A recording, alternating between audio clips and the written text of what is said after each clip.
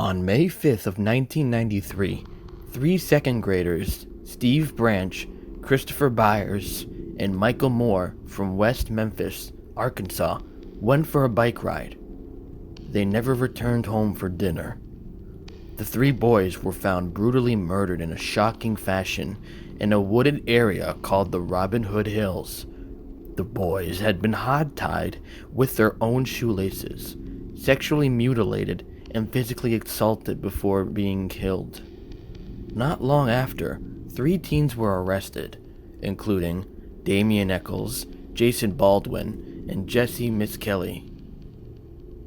The three were outcasts, wore black, and soon the Bible Belt town accused them of killing the boys as part of a satanic cult ritual. All three were convicted. Bad things were going.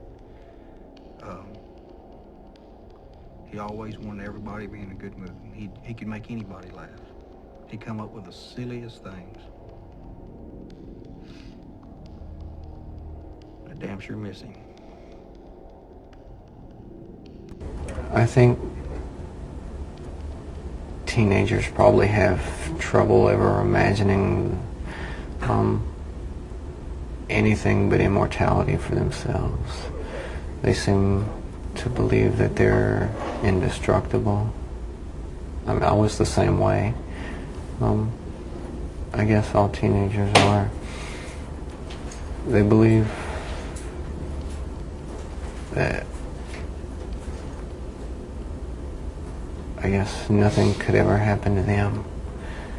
But when you wake up one morning and realize that you're on death row and you're waiting there day after day for them to set you an execution date, it's a pretty hard reality check. You wouldn't want to change that?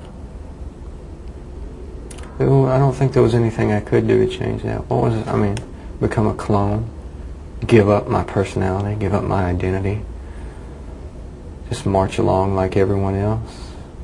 I'd rather die first. Misskelley confessed several times, but his attorney said he said that because he was mentally incapacitated. Well, in a year from now, hopefully I can be out and be with my family. I'll hopefully be married to Susie. But hopefully I have a kid. You know, I love kids a lot. I think I have some. Jessie is mildly retarded. It's much easier to get a confession out of someone who was 17 and operating at maybe a 5 or 6 year old level of intellectual functioning than it is someone who graduated from Harvard. The police, you know, they questioned me for like 11 or 12 hours. And finally I just got tired, you know. My mind was, you know, draining me out. You know what I'm saying? I couldn't focus no more. My body was draining. I wanted to go home and be with my dad. Echols was sentenced to death, while Baldwin and Misskelley were sentenced to life. They became known as the West Memphis Three, and they garnered a lot of support. The support garnered by the documentary surrounding the controversial case helped get the former teenage boys, now men, out of jail.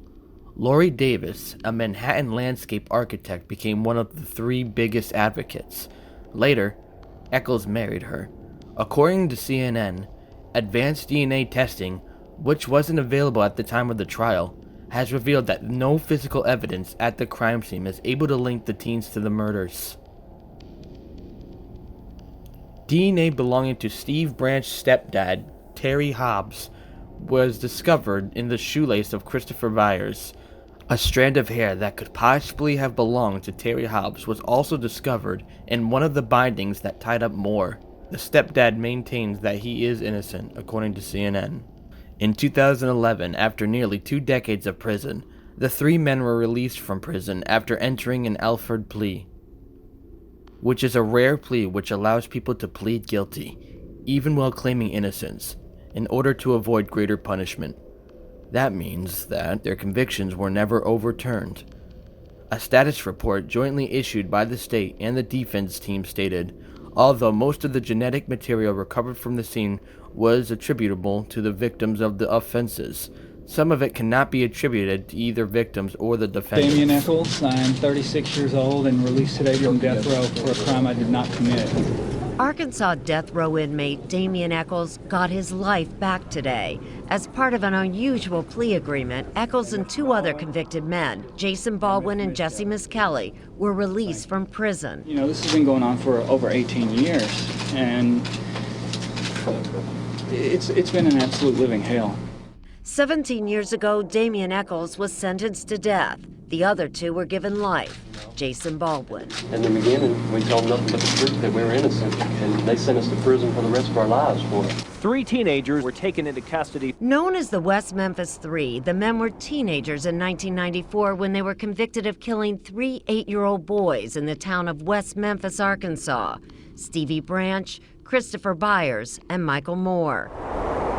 Investigators in this rural community believe that the teenagers killed the children as part of a satanic ritual.